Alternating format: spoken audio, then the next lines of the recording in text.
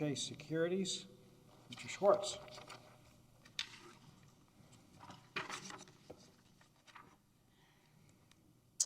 May it please the court, good morning. This is an appeal from a summary judgment by Judge Hughes in Houston.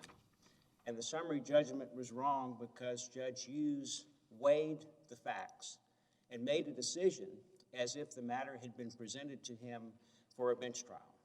But we were in a summary judgment proceeding. He mistakenly concluded that J.P. Morgan owed no fiduciary duty to Mr. Civelli and his company, Astor Capital, which I'll refer to just as Civelli, if I may, for convenience, by weighing the evidence. I mean, does that all rely on whether there was a so-called special account that was created? Sir? Does that all, as to the fiduciary duty, does that all rely on whether there was a so-called special account created? It relies on whether it's a special account as well as whether there was a trust relationship created by virtue of the bank's JPM's knowledge, J.P. Morgan's knowledge of the purpose of the stock in the account. So Judge Hughes got it right on the law. He recognized that the financial institution could be held responsible if there was a special account, that is a special deposit, or if the financial institution had knowledge that the assets in the account were being held for somebody else. But then he decided that matter, and in doing so, he disregarded or took his own interpretation of the evidence with respect to that account. So, for example, the account was opened with a letter of authorization from Mr. Phil Mulisek, who was basically Mr. Civelli's business partner for many years. And the letter of authorization provided that shares of stock were to be transferred from a Pi Group, which was a Mulisek Company account, to another Pi Group account with this key notation in handwriting in the letter of authorization: C.O. Astor Capital S.A., the specific company that is Mr. Civelli's. So the directive in the opening of the account— What's your best case for the proposition that C.O. somehow creates something that wasn't otherwise there? Yes, it is a creation of the account for Astor, or care of Astor.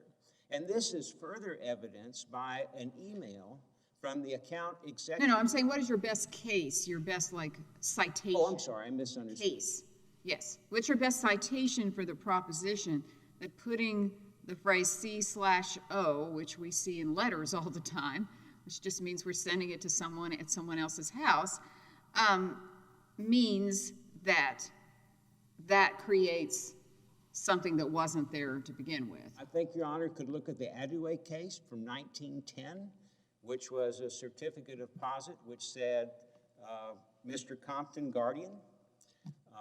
There's another certificate of deposit case, Hodge, where it was Mary Hodge as next friend. It's a similar concept. The shares are being held for Astor. And the account executive, Mr.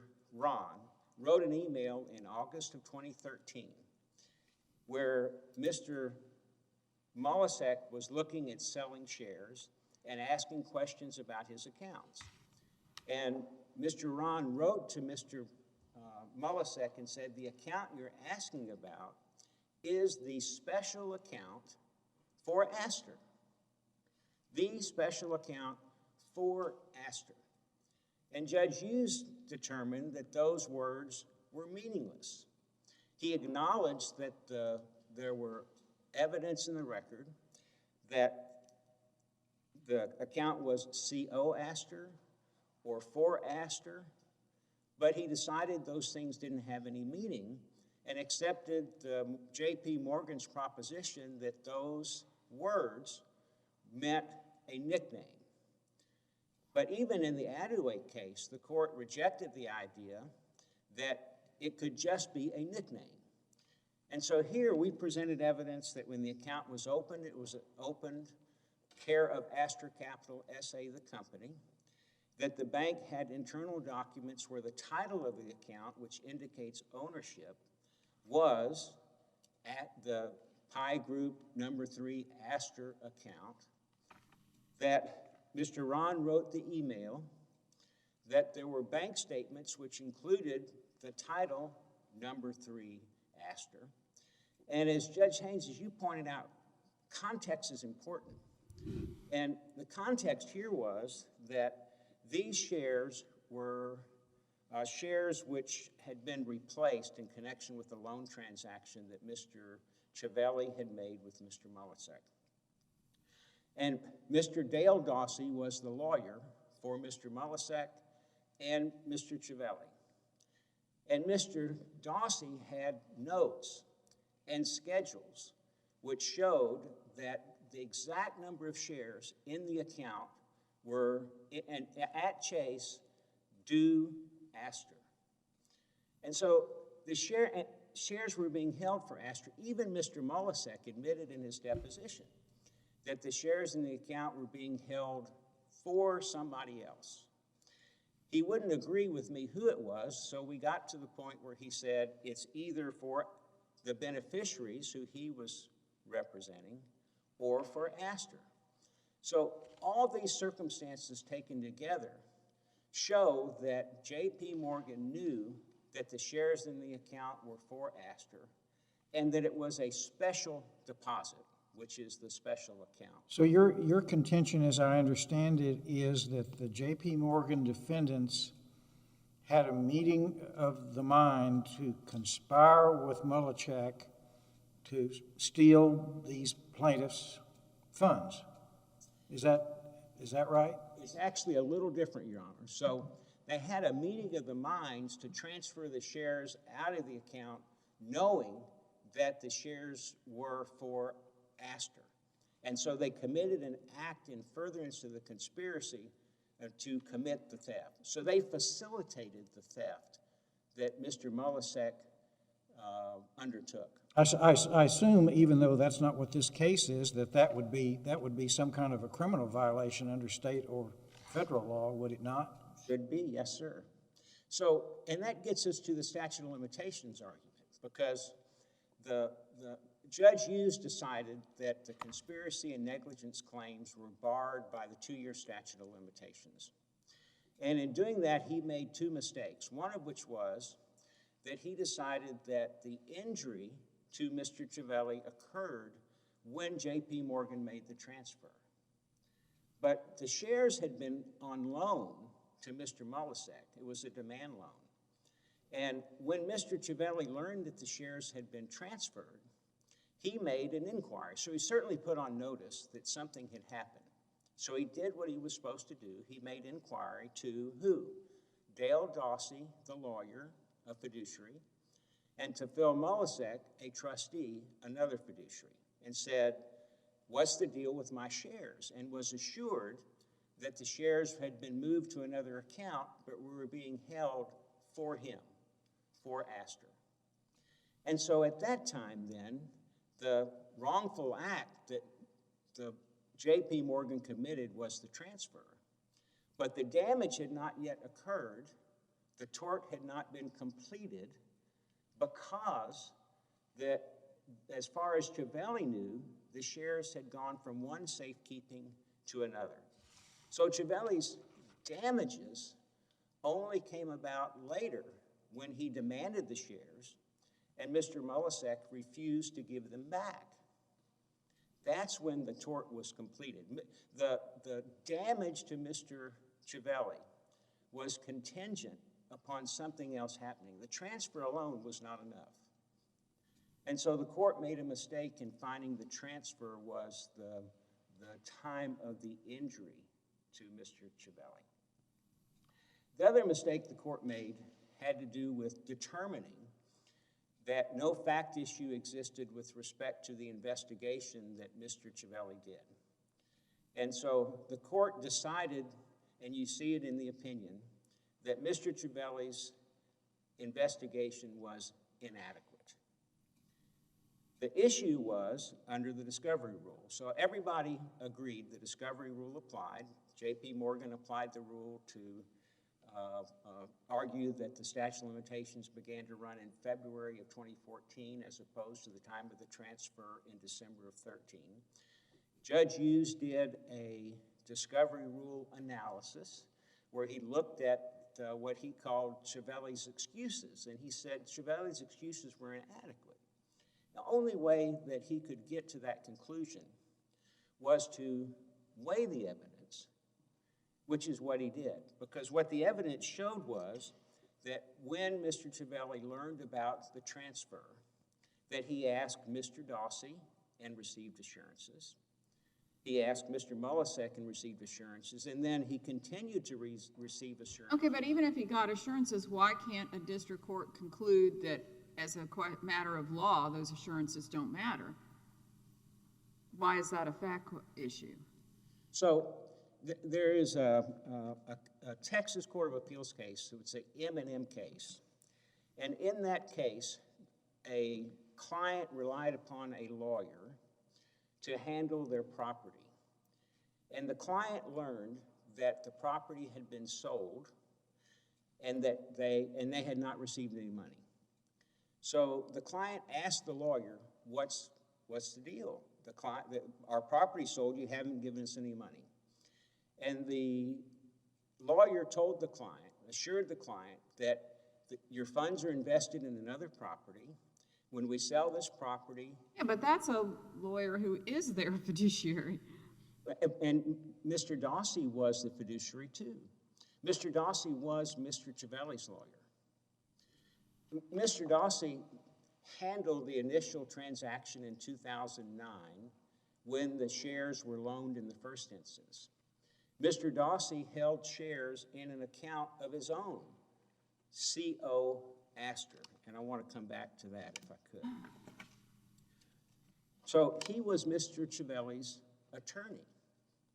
And so Mr. Civelli ought to be able to depend upon an assurance from his lawyer that the shares are still being held. Okay, but I thought this was with the fight with Molisek. I mean, this is a little different arena, isn't it?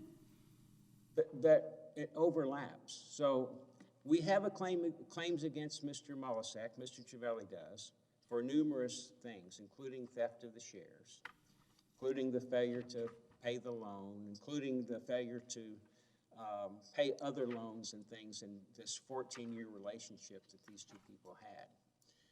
But the assurances came from Mr. Dawsey. They also came from Mr. Molisek, who... Yeah, I thought that was the key. I think it's Molisek. Yeah, I mean, he's... So, I mean, if my lawyer lied to me because someone else lied to my lawyer, that's a little different than if my lawyer's the one stealing my money. Yeah, the lawyer wasn't stealing money. The lawyer didn't ever believe that the shares had been transferred improperly. Okay, but what I'm saying is that this is not the same thing as the lawyer taking the money and then lying to their client. That's a different world. I agree. That's why I was misunderstanding your argument. I agree with you, Your Honor. The reason I was raising that case is because in that case, under the discovery rule, the court said the clients were under a duty to investigate, and they did investigate. They had assurances from their lawyer. I don't think there's a distinction here. But here they didn't investigate with JP. Well, Mr. Civelli didn't have an account with J.P. Morgan. I mean, so he's claiming J.P. Morgan owes him all these duties, but he doesn't have any ability to talk to him. That just seems a little bit inconsistent, doesn't it? Not to me, because you look at all the cases going back to 1910 where the courts have imposed a trust relationship. They don't have the trust relationship with the party who is asserting it. The Grebe case involved somebody who said that the community property from the father's estate was half that person's. They had no relationship with the bank, but the bank knew that it was holding community property and transferred the money anyway. And the court said that's wrong. In the case of the Hodge case, where the minor sought to recover funds that the mother had taken from cashing a certificate of deposit following a settlement, the bank didn't have a relationship with the minor. The minor sued when he reached minority, many years later. So that relationship with Civelli is not the controlling fact. The controlling fact is that J.P. Morgan knew. The evidence shows that J.P. Morgan knew of the trust nature of the deposit. And so what we're complaining about is a jury might disagree with us. The judge obviously disagreed with us, but there was sufficient evidence for the matter to go to a jury, and Judge Hughes incorrectly decided a contested fact issue. I'll reserve the rest of my time. Yes, you've taken time for rebuttal, Mr. Schwartz. Thank you. Mr. Duff?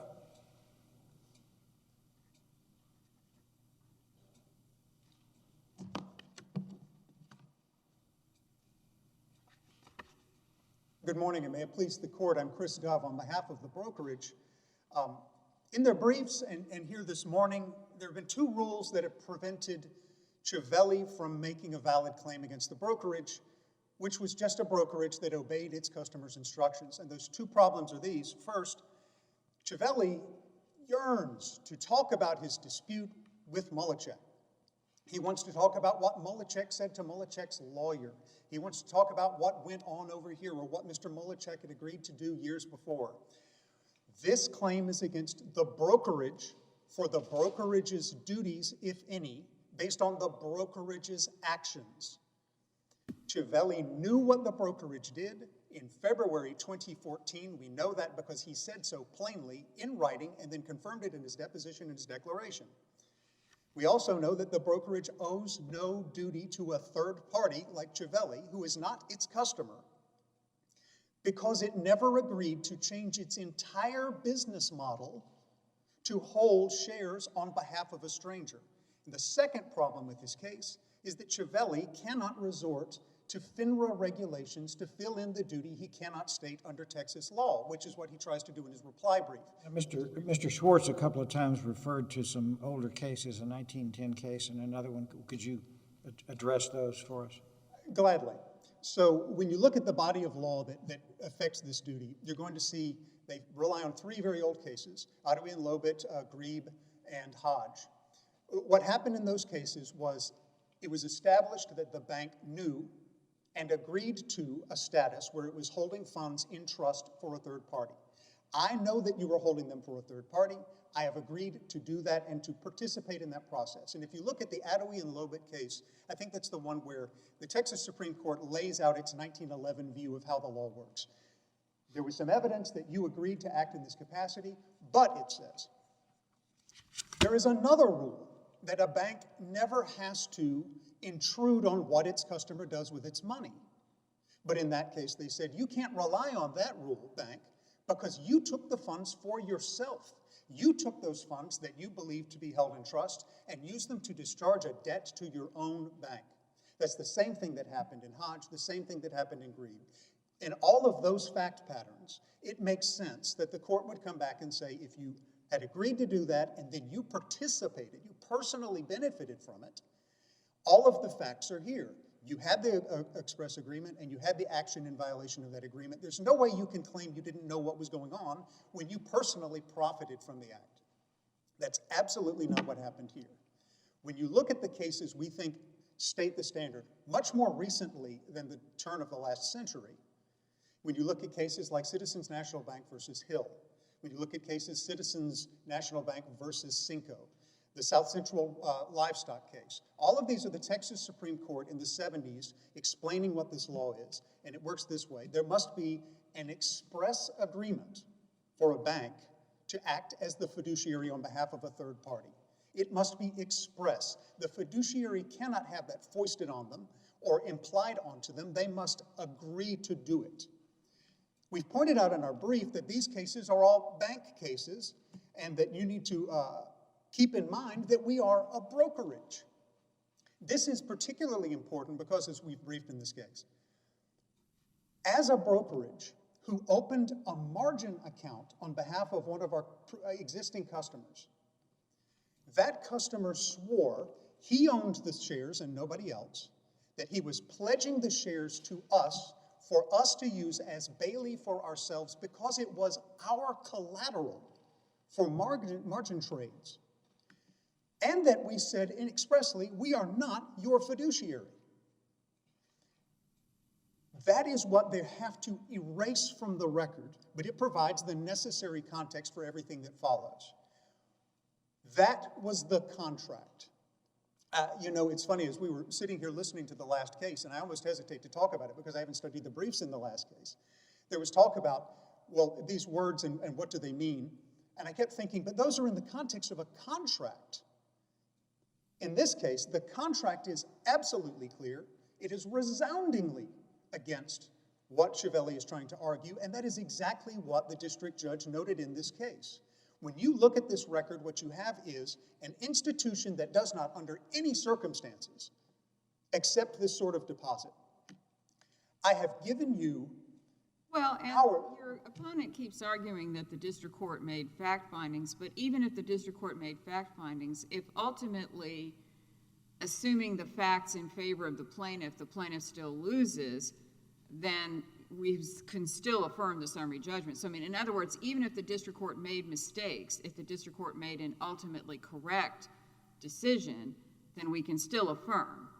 I agree Correct. with that wholeheartedly. I don't necessarily want to concede that the judge actually made fact Oh, I'm not saying And he did or didn't. I'm just saying even assuming arguendo that some fact findings were made that shouldn't have been made, it doesn't change that if there's no evidence to support an alternate fact, or the law is correct as determined, then we still can affirm.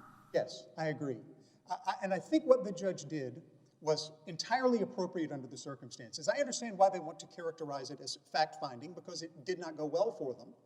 But what the judge said was, I can read Texas law, and the Texas law says you have to have an express agreement. Where's your evidence? Show me your evidence of an express agreement. And they said, well, you have to let us please have some more discovery on that. So they did. Does the state law require that the word fiduciary be used? I don't believe that it does, not the specific word fiduciary. I believe you could create one of these things by saying, for instance, I want you to hold this in trust for so-and-so, or I want you to hold this for the benefit of so-and-so. I don't think the word fiduciary is magic. I think that what matters in this case is we swore that absolutely not, never would we hold shares for those circumstances. And then when it comes time to ask, well, where is your evidence of this express agreement? They don't have anything like that. What you've heard this morning is Mr. Schwartz talking about some evidence, for instance, what Mr. Dawsey had said. And I kept noting, first of all, he's talking about communications that the brokerage never saw, never heard. This wasn't any part of their business with their client. Secondly, he's talking about, literally, the guess made by Mr. Dawsey's son about what his deceased father probably thought, but I never talked with him about the subject. The record makes that absolutely clear. That is the basis of that argument, and it's irrelevant because J.P. Morgan Chase never heard it in the first place. When you get down to the absolute nitty-gritty, as we pointed out in our brief, their case can only rest on 5 documents. It can't rest on any testimony about the documents. They deposed everybody who touched them. Everybody gave testimony inconsistent with their position and consistent with ours, but I understand it's the summary judgment standard. We have to take things in their favor. All they've got is these 5 pieces of paper. And when you apply those papers to the standard that's created in Texas law, it doesn't meet. And what I would urge this court to review again is Citizens National Bank versus Hill, 1974. This court has also issued 2 very similar opinions of its own, Ribaldo and Goodson Steele. But if you look at Citizens National Bank versus Hill, it's just as clear as it could be. The name of that account was the so-and-so trust account. And the argument was, well, you knew it said trust account. You must have been holding it in trust for a third party. Texas Supreme Court said, absolutely not. When you put that name on there, all that tells the bank is that you, the depositor, are a trustee acting as a trustee. It's a very different question as to whether the financial institution has agreed to intrude in the trustee's business, to take on the duties of a trustee itself. The same is true here. When you look at these documents, what you see is care of Astor, So your argument is my being a trustee doesn't make you one. That's exactly right. And the law expressly says so. What you have is references. None of these are contracts, they're communications. They're not, in some circumstances, even seen by J.P. Morgan Chase.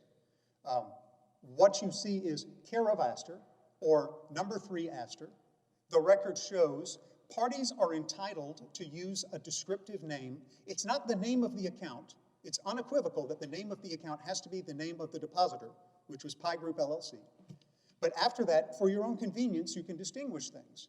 Here, Mr. Mullichek had 3 margin accounts. He personally journaled them as number 1, number 2, number 3 Astor, so that he could keep track of them. This is no different than what my teenage son just asked me to do. He said, will you please help me open a bank account? I want to buy a car, and I've got $50. And I said, bless you for your ambitions. We will help you do that. That does not make the bank a trustee on behalf of the company he's going to buy the car from. The same principles are applied here. And as you had noted earlier, Judge Haynes, it's particularly strange that they're hanging so much weight on a label that indisputably in the record is a label that the depositor or a customer can use. Care of Astor. I don't know what care of Astor is supposed to mean. As you had said, normally it means I send it to person A via person B. It's opposite. It's reversed from the normal circumstance. I don't particularly I mean, by care. mail, it definitely, like when my dad has now passed away, but when he was, his last few years, people sent me mail for him, care of me, so I could transmit it. That did not make him my trustee or whatever. Right. I agree completely. There is It also... also didn't make me the owner of his stuff. Exactly. It just meant I was the address. I was just something to be used.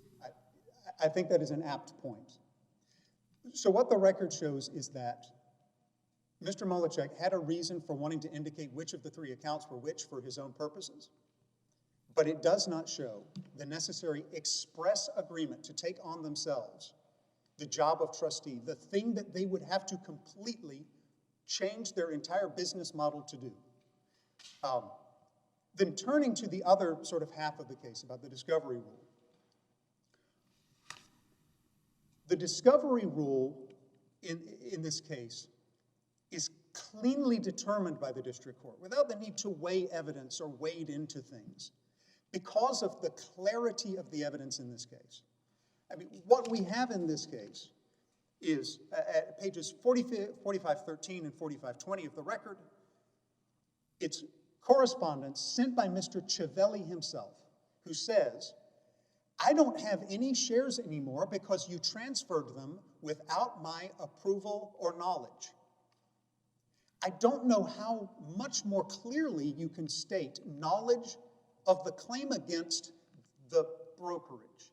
Now, he says, there were all of these other questions that I had about Mr. Mullichek's intentions. And I went to talk to Mr. Mullichek about his intentions, and I went to talk to Mr. Dawsey about Mr. Mullichek's intentions. None of that has anything to do with the duty he's alleging against the brokerage. His own complaint against the brokerage says that your wrongful act was transferring the shares out of this alleged protected account so that it was no longer protected by you. It was outside of your loving embrace, if you will. No, worse than that, that it was a conspiracy to steal the funds. Yes, you're exactly right. What can that possibly be based on other than this initial knowledge? You transferred the shares without my, and I don't have them anymore without my approval or knowledge. There's additional evidence that he knew that the recipient of the shares was not his company. It was an entity with a different name. That's gilding the lily. All you had to know was the first piece of information. What they've tried to do in their briefs is to say, well, but the problem was we didn't know that we had been permanently deprived of the shares. And again, the concern here, that's an issue that they are fully entitled to bring up with Mr. Mullichek in the underlying litigation. if they believe that Mr. Mullichek violated some duty, that he was obliged to take care of them and hold them, that's fine. But that's not what the claim is against us. The Texas standard for the discovery rule is quite plain, and we've explained it in our brief. If you look, and I think our best case is Exxon versus Emerald Oil and Gas. It's a 2011 Texas Supreme Court case. Knowing about the injury does not mean that you have full knowledge of everything that happened. And this is the key quote. Limitations begins to run. Even if the claimant does not yet know the specific cause of the injury, the party responsible for it, the full extent of it, or the chances of avoiding it. If the discovery rule applies in this case, and we've sort of explained why you may or may not find that that's the case, but it doesn't matter for purposes of summary judgment and an efficient opinion writing process, you can concede that and move right on to the fact that once he knew that he had been deprived of his shares without his consent or knowledge, at the very least, he knew he had a legal injury. He may not have known the full extent of it. He may not have known the chances of avoiding it as they complain. But the Texas Supreme Court has said that does not allow you to toll limitations. That's why, Judge Haynes, is why I chafe a little bit, and I know you didn't mean to cause me to chafe or struggle, when you say, well, we can find it based on the record even with what the judge has said. The judge didn't do anything wrong by noting. I'm not suggesting. And I don't mean to. Assuming arguendo. But that's why, in this case, I think that what Judge Hughes did was absolutely right. He said, show me all of your evidence, and I will go through all of your evidence. Tell me what you've got. Because I'm looking at this, and you flatly said, I know I no longer have my shares. What are you going to do about that? Well, they said, I wanted to talk to somebody else. And he said, that doesn't say anything against the brokerage. And furthermore, why on earth would you be discharged by talking to somebody you knew you were having a fight with? That's no evidence that helps you. He's not weighing the evidence. He's going through a proper sorting and application of the summary judgment standard. What can I do with this? I have conclusive evidence here. Is there anything that prevents it from being conclusive? No, there's not. What is your response to the notion of they didn't ask JP because they don't have a relationship with them, but JP owes them a fiduciary duty? I find it circular logic at best. If you believe that JP Morgan has agreed to open an account in which you are the beneficiary under trust law, why on earth could you not call them and say, I am the beneficiary under trust law, tell me what's going on with this account? It's inconsistent. If you believe, he didn't even try, as the judge noted. At the very least, you have to pick up the phone and call them and say, I have this belief that you were holding shares in trust for me, even though that's not anything that you ever do as a brokerage firm. What happened here? So that at that point, the brokerage can say, I'm sorry, what? This is news to us. I'm shocked at this allegation, or what have you, however they're going to respond.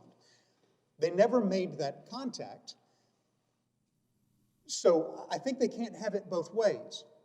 If they're alleging that the fault was the failure to create this account as it should have been, they can't do that because we don't owe any duty to a third party to not open an account for a stranger. If they're claiming that the problem was you transferred the shares out and I couldn't have ever known what happened, he did know, we know that. We're measuring everything from the date in which he unequivocally stated that he knew. And furthermore, all he had to do was to pick up the phone and call, and that's not inconsistent with the duty that he's alleging in the other And shouldn't it have gotten his attention that it was a different Astor that was... Yes, as the district court noted, you would expect a businessman to know the name of his own company. Now, earlier I called that gilding the lily because there is so much evidence in this case that shows that he had knowledge, but you're right, it's exactly true. In the same year, he unequivocally received notice that the shares were being held at the Bank of Singapore for an entity that was not named his company. So I think that puts him on notice. I mean, I think that's, again, that's not a fact finding, that's a question of what puts you on notice that your clock starts running. That's exactly right. And there is no dispute about that communication. That communication was in writing. It is undisputedly shows Civelli's knowledge because he was party to the communication.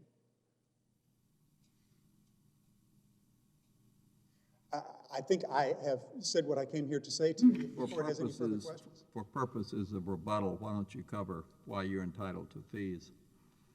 Yes, Your Honor.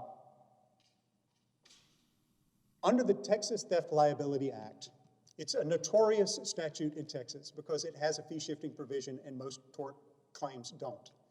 But it has a provision saying in any suit under this chapter, the prevailing party gets its fees. In 2016, the only case to have ever addressed this question directly, the Dallas Court of Appeals, said a suit under this chapter includes an allegation of conspiracy to violate the TTLA, because when you plead conspiracy to violate the TTLA, you have taken on yourself the duty of proving a violation of the TTLA. And so we believe that that is a suit under this chapter for purposes of the statute. That is the only Texas case on point. It's a published case. It explains its reasoning. We think it's very persuasive. They prefer a case that's an unpublished district court case that didn't address Brinson's reading or its reasoning, that didn't address what the statute says. It sort of treated it as a matter of, well, I just don't think that that's appropriate. And under the facts of the case, it was a different situation. They hadn't proved the case in the first place. So I think that explains why the Traxxas case is what it was, 2019. Why it didn't essentially address the question fully. I think that Brinson's reasoning is sound. It's based in the statute, and when this court makes its eerie guess, as I suppose it will have to on the fees, is a solid eerie guess to say that a Texas case that is published that follows the statute is a reasonable guide for this court, and so we will affirm. All right, thank you, Mr. Duff. Mr. Schwartz, you've saved time for rebuttal. Thank you, Your Honor. So you've said it's a theft, so why is it not under the Texas Theft Liability Act? I couldn't hear you. I'm sorry. You have said it's a theft, so why is it not under the Texas Theft Liability Act for purposes of attorney's fees? Because the conspiracy claim is a derivative claim, and in a derivative claim is not a claim under the act. It's actually a claim alongside of or connected to it. And the authority for that, Your Honor, that after the Brinson case came out that was just discussed, this Texas Supreme Court decided a case called Agar, A-G-A-R, and I have the site here, let's see. 580 Southwest 3rd at 136, and that case dealt with when does a cause of action for conspiracy accrue. And it held that it accrues when the underlying tort accrues, and in discussing conspiracy said derivative means alongside of or connected to. The plain language of the statute is that you have to make a claim under. But your complaint, it references I think it was the 6th claim, and it references the 5th, and adopts it by reference. So you're adopting by reference the allegations under the TTLA against the conspirators. Why isn't that under? The Agar case also repeatedly referred to direct claims. And so the problem is for J.P. Morgan, there was no direct claim against J.P. Morgan under the Texas Theft Liability Act. They were part of a conspiracy, and the conspiracy attempts to hold people liable who may not be liable for the underlying tort, but who have done some act in furtherance of that conspiracy. And that's what J.P. Morgan, they did a number of things, but that's what they did wrong is that they didn't do their know your customer, they didn't look into Astor Capital, they allowed the transfer out of the account to an account in Singapore. And they should not have done that. That was the wrong. I do want to address, if I could, a couple of points quickly. In the Regency versus Swift case, the court defined when a cause of action accrues. And it says a claim accrues when the defendant's wrongful conduct causes the claimant to suffer a legal injury, which gives the claimant the right to seek a judicial remedy. And so what we've said is that Mr. Civelli didn't have a right to seek a legal remedy against J.P. Morgan when his shares, to the best of his knowledge, were still being held for his benefit just in another account. And again, context is important. Mr. Civelli gave an affidavit or declaration in which he said that the shares were in Singapore didn't matter to me because I do business in Singapore, Mr. Molisek does business in Singapore, we both have accounts there. So the actual financial institution wasn't the issue, it was whether they're being held for me or not. And he was told that they were. I also want to address this whole issue with respect to special accounts and trust relationships imposed by law. The argument you heard was that the law requires an express agreement. With respect to special accounts, that agreement can be written, oral, or implied. And the Citizen National Bank case that you were referred to talks about whether an agreement is implied or not. But that's not the only way, and Judge Hughes recognized that a trust relationship could be imposed by virtue of knowledge that the funds or whatever assets are being held for somebody else. No agreement is necessary, it's just the knowledge. So the knowledge that funds are being held that are community property and should be distributed to a child was enough to impose a trust relationship on the bank. The agreement was not specifically required. I said I'd mention this too. I didn't come back to it. May I want to clarify something because your reference to the Agar case, I don't recall seeing that, and I just quickly looked through the briefs and I don't see it cited. Is this a new case? It's a case that we found in preparing for the argument. It came out after Brinson. It does relate to the same issue that we've been discussing, which is when a conspiracy is a derivative claim. And so what does that mean? But it's not a new case. No. 580 Southwest 3rd? But it's cited, you're citing it today for the first time to us? I am, yes, Your Honor, because I think it's instructive. Well, it's pretty important to your case. Why don't you give a copy of that citation to the bailiff so we'll have it? I'll do that, Your Honor. You were going to make one more point, and I'll give you 30 seconds to do that because you were interrupted by a question. The other point I wanted to make is that, and Judge Hughes recognized this in his opinion, but he discounted it. There was an employee at J.P. Morgan by the name of Lori Benchot. And Ms. Benchot handled the accounts relating to Astor for Dale Dawsey and for Mr. Molisek. And Mr. Dawsey had an account, CO, Dale Dawsey, CO, Astor Capital. And Ms. Benchot was fired because she didn't do what she was supposed to do with respect to that account by opening it as a trust account and by identifying the beneficiary, Astor Capital SA. So the words had meaning. Care of Astor had meaning enough to... Okay, you've gotten your point in. All right. Thank you, Mr. Thank you Schwartz. very much. Your case and all of today's cases are under submission, and the court is in recess until 9 o'clock tomorrow.